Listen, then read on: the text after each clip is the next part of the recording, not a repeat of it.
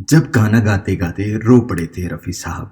जब एक गायक किसी गाने को स्टूडियो में रिकॉर्ड कर रहा होता है और अगर उस दौरान उसकी आवाज में खराश आ जाए, वो खांसने लगे या फिर वो गाने में फीलिंग्स ना दे सके, तो उसे गाने को फिर से रिकॉर्ड करना पड़ता है। लेकिन आज हम आपको एक ऐसे गीत के बारे में बताने वाले हैं जिसे रफी साहब गा रहे थे, तो गाने के आखिरी अंतरे में वे इतने भावुक हो गए कि उनकी सिसकियां निकल पड़ी। और ये सिसकियां ऐसी थी कि हर किसी को साफ सुनाई दे रही थी। फिर भी इस गाने को बिना किसी बदलाव के यूं ही रहने दिया गया।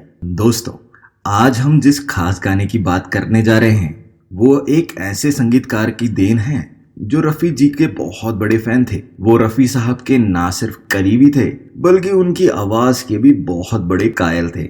रफी जी ने इस संगीतकार के लिए सैकड़ों गाने गाए, जैसे जागृति फिल्म का गाना हम लाए हैं तूफान से कश्ती निकाल,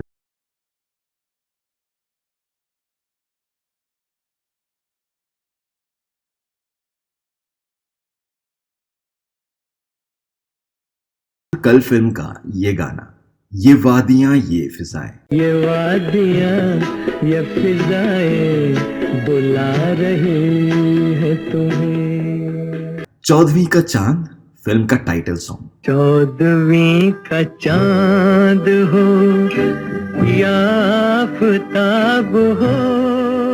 और फिल्म आदमी सड़क का गाना आज मेरे यार की शादी है। आज मेरे यार की शादी है, आज मेरे यार की शादी है। इन्हीं में से एक गाना था जो एक बहुत ही मशहूर फिल्म का हिस्सा था।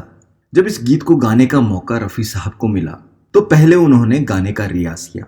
रियाज के दौरान उन्होंने गाने के पूरे भावों को अच्छी तरह समझते हुए गाने को काफी अच्छी तरीके से गाया। लेकिन जब असली रिकॉर्डिंग का समय आया और रफी जी माइक के सामने पहुंचे तो पहले ही टेक में वो बहुत भावुक हो गए थे। खासकर गाने के आखिरी अंतरे में तो उनकी आवाज में इतनी गहराई थी कि वो रो पड़े और उनकी सिसकियां रिकॉर्डिंग रूम में साफ सुनाई देने लगी।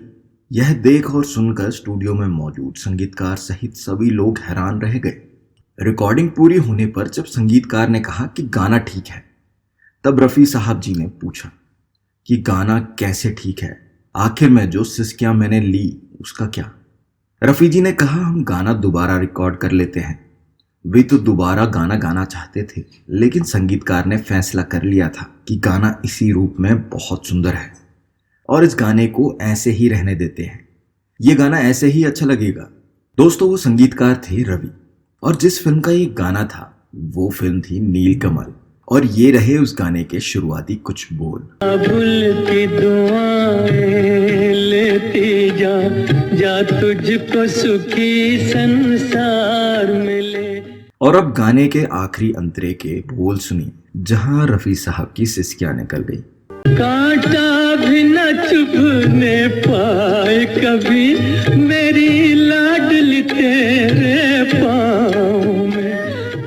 दोस्तों, इस गाने के कुछ दिन बाद ही संगीतकार रवि साहब को पता चला कि आखिरकार रफी साहब इस गाने में इतने भावुक क्यों हो गए थे।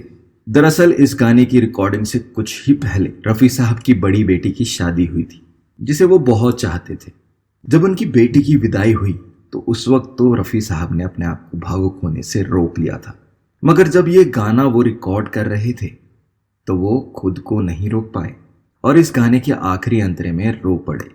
संगीतकार रवि और रफी साहब के अलावा अगर हमने इस गाने को लिखने वाले की बात नहीं की तो ये उनके साथ अन्याय होगा। इस खूबसूरत गीत को लिखा था सुधीर लुधियानवी जी ने, और आप जानकर हैरान हो जाएंगे कि सुधीर साहब ने शादी नहीं की थी और ये लाजमी सी बात है कि उनके बच्चे भी नहीं थे। इन सब के बावजूद भी उन्होंने ये गीत लिखा जिसको सुनकर सभी को रोना आ जाता है।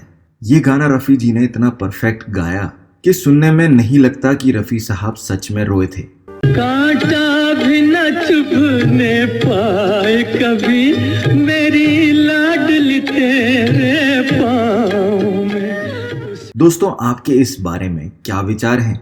हमें कमेंट करके जरूर बताइएगा। धन्यवाद।